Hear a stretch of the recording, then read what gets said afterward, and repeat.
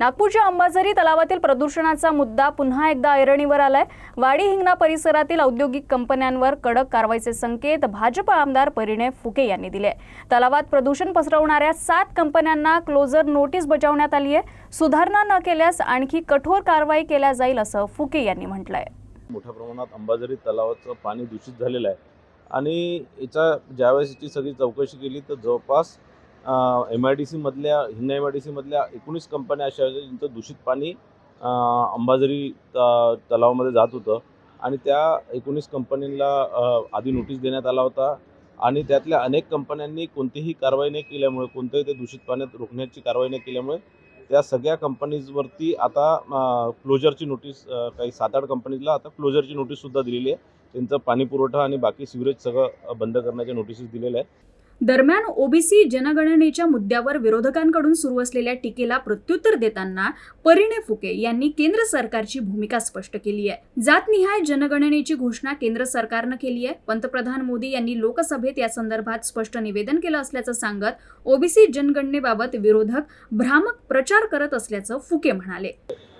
मोदीजींनी या संदर्भातलं वक्तव्य लोकसभेमध्येच केलेलं आहे आणि प्रत्येक जातीचं जनगणना करत असताना प्रत्येक जातीचं नोंद त्यामध्ये होत असते आणि त्या जाती कोणत्या प्रवर्गात आहे हे याचं नोटिफिकेशन्स आहेत। ओबीसी मध्ये ज्या ज्या जाती येतात ते त्या जनगणनेमध्ये त्या जातींचा कॉलम असणारच आहे किंवा त्या जातीची नोंद असणारच आहे।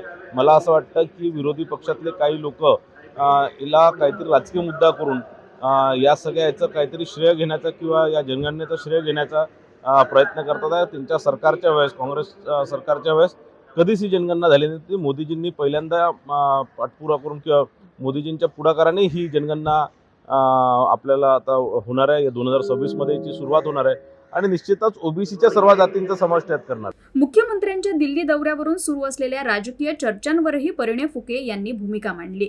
राष्ट्रवादी काँग्रेसच्या विलिनीकरणाचा प्रश्न हा त्या दोन्ही पक्षांचा पक्षांतर्गत निर्णय आहे।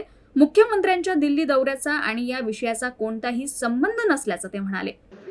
नाही, एकीकरणाच्या राष्ट्रवादी काँग्रेस पक्षाच्या एकीकरणाच्या संदर्भात ज्या मला वाटतं त्यांच्या सगळ्या आपसी त्या दोन्ही पक्षांचं बोलणं सुरू आहे। त्यात भारतीय जनता पार्टी किंवा इतर माननीय फडणवीस साहेबांना मला वाटत नाही ते काही हस्तक्षेप करतील। ते दोन पक्षांचा तो विषय त्या पक्षांचा त्यांचा विषय ते त्यांच्या स्तरावर ते निर्णय